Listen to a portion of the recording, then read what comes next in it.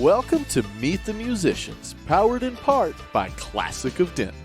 The views and opinions expressed by the show hosts and their guests are those of the show host and guests, and not necessarily those of the sponsors, DentonRadio.com, or the Denton Convention and Visitors Bureau. For more information, visit the Policies and Procedures page at DentonRadio.com. Well, welcome back, everybody, to Meet the Musicians. Tonight is an awesome treat that I'm super stoked about. In the studio, we have the Shortlist. How's it going, guys? Good. Great. How are you doing? Well, really excited to have you guys here. Big fan. We've had you in the studio a few times, but never on Meet the Musicians before. So thank you for being on the show. Before we get started, let's just go around the table. We'll start here and just do introductions and get everybody's names. Cool. Hey, I am Elijah Parr, and I play drums. I'm Ryan, and I play bass and a little drums whenever this guy hops off. Plays guitar. Awesome. I am Aaron, and I play guitar. I'm Nathan, and I sing and play guitar. Very good. All right, so how long has the Shortlist been together? 2 years? Yeah. A little over 2 Officially 2 years. years, Yeah. Yeah. Cool. Officially. And you guys started here in Denton, right? Or no? Sort of, yeah, pretty close. We started in Argyle, Texas, technically. But, Okay. Yeah, we kind of based ourselves out of Denton. I started the band individually and then brought him in, and we just kind of based ourselves out of Denton and found our home here. So we love it. Yeah, the first show we actually all played together was down in College Station, actually. So Really? yeah. How did that It happen? was a battle of the bands. Okay. For, Christian fraternity down there puts on this thing called Island Party, and they bring in like big names, and it was to like open for those big names that were gonna play. So That's cool. it was cool. It was a good time. Sweet. What a cool first gig. It was like a Yeah. 500-person theater. Yeah, it was kind of intimidating. That's cool. Like, oh my god. All these people walked off. was awesome. There's this thing called First Friday in Bryan, Texas, where they open all these like shops and stuff, and all these people come down, and like all these people came in off the street. So there's probably cool. people overflowing and like in the rafters, and we were like, Sweet. it's our first awesome. gig, so Yeah. it's crazy. So good. Yeah. Was that the moment y'all were like, okay, we're on to something here? Yes, and then the next days after that, we were like, oh. When we listened back to the audio of what had happened the night before. And then we lost. I'm just kidding. That Yeah. too. Also, And the then battle lost. band. Oh, y'all lost? The battle we bands. lost. What? To a cover band. Try to cover band. Okay. Try not Well, to state that. you know. Still bitter about it. We did lose. That's just fact. It's a Hey, fact. dude, the great I'm band. not It was a good time. Andrew Douglas, another great band. They also lost. That's true. Hey, there you go. To a cover band. Anyways, we've been playing music ever since. I like it. Very cool. So for anybody that hasn't heard of you guys before, go ahead and give the description of what you guys do in your own words. I'm not asking what genre you play. I know everybody hates that. But I love that question. Okay, cool. You know what? What genre do you play? Man, Elijah. you shouldn't put us in boxes. I can't classify. What the heck? No, I'm just kidding. Alternative rock, 100% alternative rock, and I feel totally comfortable classifying ourselves as that because we're all eclectic musicians, so we enjoy more music than that. But It's cool. And those influences make it in, but for sure we're alternative rock. Very So, cool. yeah. Awesome. And what drew you guys to that style? For me personally, it was like the emotion behind it, I guess, and it could kind of be anything. Yeah. You know what I'm trying to say? Yeah. So like, alternative rock can feel more pop, it can feel more rock, it can feel more, hip hop, whatever you Yeah. want it to really be, while still being under the umbrella of alternative rock. I got you. Very cool. Well, and it's a pretty eclectic genre. Yeah. Same with like folk or something like that. Right. You know, you could kind of Be a do a lot with it. Totally. It's more of a vibe than a specific kind Right. of thing. Not as locked in as say like ska or something. Ska is ska. That's the next. That's the next project. I guess yeah. The Shortlist to ska. Very cool. So, how long have you guys individually been playing? Did you start super young, pots and pans, or was this Yeah. So my whole family is super musical. My parents are both amazing musicians, so they kind of raised me just around music, and I was kind of playing. I started playing drums in fourth grade. That's when I qualify it with lessons, and I wasn't just Cool. like Yeah. whatever, real simple. And then like 9th grade or 10th grade of high school, I started playing guitar and getting into songwriting because I just couldn't you know, you can't really write songs on drums in the same way. Sure. Yeah, and I couldn't do it on marimba, so I decided to pick up guitar just because it was more melodic, and I felt like I had more That's of a cool. voice on that. So. Yeah. Sweet. I played guitar for 2 months in 8th grade, and then I quit Okay. for like a year, and then I started again, and now I'm here. Man. Nothing about bass. The ups and the right? downs. Now I It's play, a- now I play bass, You just picked it up. and then yeah, that's all I got. All right. That's cool. I come from a fairly musical family, but I really started getting into music when I was like 14, 15, and then I originally started in like the church scene, so Yeah. with like Christian contemporary music when I was 15 or 16. Uh-huh. And so that's how I originally got into it, and then fell in love, and Sweet. now I'm here Cool. playing rock music. Yeah, I've been singing since I was a kid. You know, I like to say I don't know. I sing probably too much all the time. You know, Okay. like just to myself. I live with him. He does. I got you. Yeah. I got you. So, and like instrument wise, my grandma taught me piano when I was like really young, and I kind of just left it for a while and then came back to it. And then I remember freshman year, I was texting this girl and I was like, "Hey, what's cooler, piano or guitar?" And she was like, "Probably guitar." And I was like, "Getting a guitar." There it is. So I got a guitar. Swipe the credit card. So I got a guitar and, you know, started playing that and started writing songs and sending them back and forth between us, and it was fun. I like it. I feel like I've heard that story before. Yeah. Of course. There's usually girls involved with guitar. That's just that's the deal. So when you guys are writing, because you have some really, really well-written songs, do y'all have somebody that's doing the primary writing, or are you writing collaboratively, or what's y'all's process?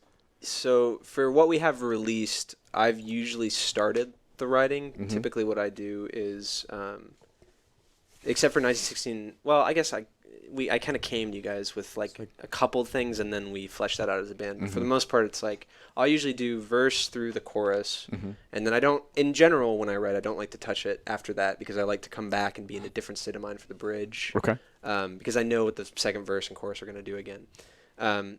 So usually a real kind of basic idea, come up with a riff, come up with simple lyrics and maybe a melodic idea. And now I lean on them more than I used to. So I'll come to them and with that, and then we just kind of finish out like melody and lyrics, whatever's not done.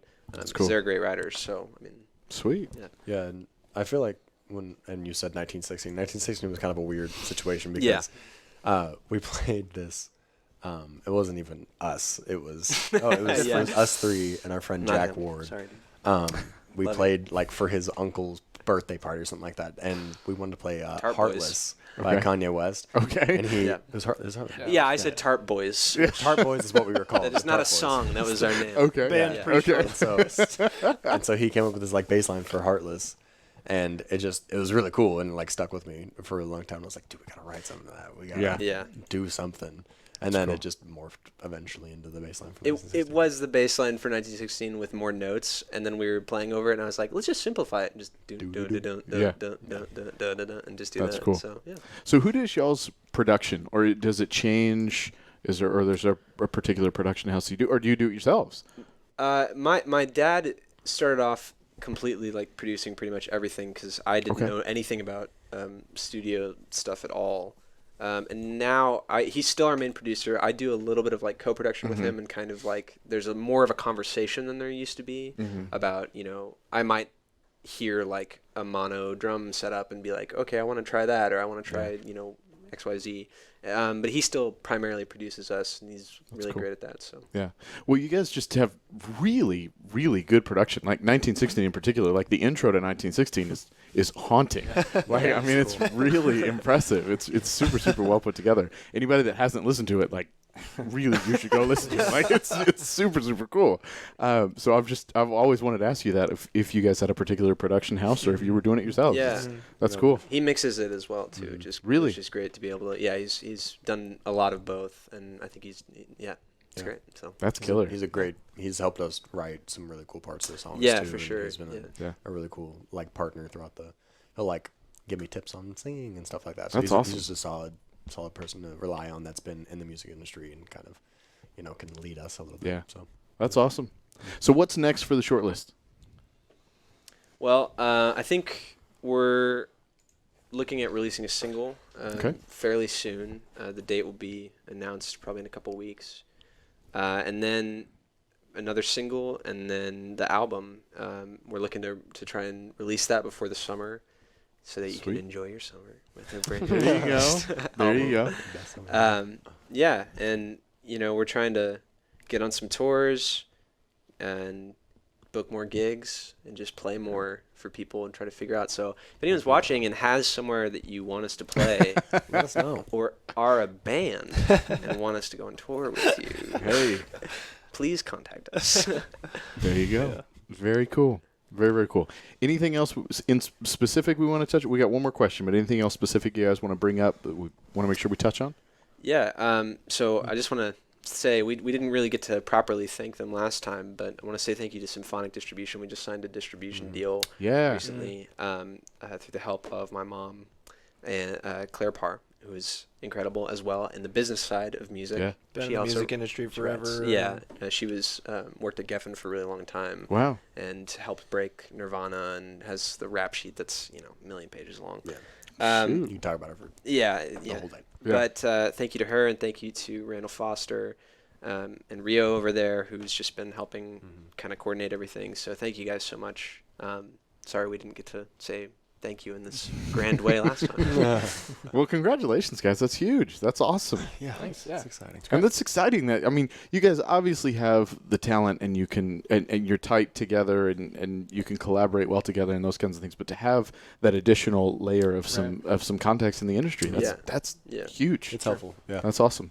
Well, very, very cool, guys. Okay, so this is always our last question. This is right to or duet. If you could pick 3 artists, famous, not famous, alive, not alive, one to write with, one to tour with, one to duet with. You're a band, so you can pick more than one, so that y'all don't have to fight over it or anything. But but who would they be? I feel like You can go first, because I have to. The not one? No, I alive. was The gonna not alive's think- difficult. well, I feel That would be fun to yours guess would've each other's been- too. Oh, I feel like yours would have been Paul McCartney's one of them. I would probably write with Paul McCartney. Yeah, All right, for I'll sure. just I do told mine you. then, because Yep. I know. encouraging him. Okay, look. I would write with Paul McCartney. I would tour with the Foo Fighters, obviously. Come on. And then I would probably, I love Jack White, but I don't think I would duet well with him. I would probably duet with St. Vincent. Okay, Yeah, nice. that'd be my duet. She's great. Love her. Jack White would be a really Deep tough cut. duet. Yeah, Cool. he would he's in his own thing. He just you know? be screaming Be the whole like, time. having a seizure on stage, and I'm like, well, you do that. That's Jack. That's That's Jack. whatever. Cool. I mean, I agree. Except for It's the same. You wouldn't tour with Catfish? almost Copy paste. touring. I don't know. Or Because I saw the 1975 when they came in, and just their whole that'd be production fun. and show value Yeah, for sure. is so cool. Yeah. And Catfish actually opened for him there, which was cool too. What about John Lennon? I thought you liked John Lennon Lennon more dead. than I would like to McCartney. write with Lennon. Yeah. John Of Lennon's course, dead. which is I like would the like to write easiest- with him. the easiest answers ever, I guess. Just Yeah. the Beatles, Paul you McCartney. know? I mean, yeah, if you offered up. I mean, we could play a non-Beatles round, but that's it's not fair. Yeah. Cool. Any others from the? Sarah Bareilles, and Shania Twain. Okay. Excellent word. Okay. Ryan duetting with Shania Twain, dude. That'd be insane. That'd be cool. That'd be Duetting sick, with dude. Frank Sinatra. It'd be so funny. Yeah. Sorry. I think I'd pick Penny and Sparrow would be right. They're just so good, dude. I know everyone that knows me is just gonna be like, "Are you kidding me?" Penny and Sparrow. I would tour with Colony House. Okay. And then I would duet with Phoebe Bridgers. He's from Waco, in case you don't know. He lives in Waco. I know that's crazy. They're good. Very cool. I know. Very, very cool. They're good. I know they're great. It's just you saying them. This is you, buddy. Is anyone surprised? Well, guys, thank you all very much for doing this. Y'all don't go anywhere because they're about to perform live right here in the booth. So don't go anywhere. This is the moment you've been waiting for. Guys, thank you again. Seriously, very, very much. Website, social media, all that good stuff where people can find more stuff. The shortlistmusic.com is our website. We are the Shortlist Band on Instagram. We are on Twitter as well. I think it's the Shortlist. It's Shortlist _ Shortlist the _ the. Instagram and Facebook are Shortlist Band. Shortlist Band was too long for Twitter. You get it. YouTube, look up the Shortlist. Yeah. Bam. Subscribe. Awesome. The Shortlist. Check him out, guys, right here on Denton Radio. We'll be right back. Well, thank you for tuning in. We hope you enjoyed the show. We want to thank our partners and sponsors who made this show possible. And now stick around for a word from all of us here at Discover Denton. Do you love live music? If so, make Denton, Texas your next vacation. Find more information at discoverdenton.com.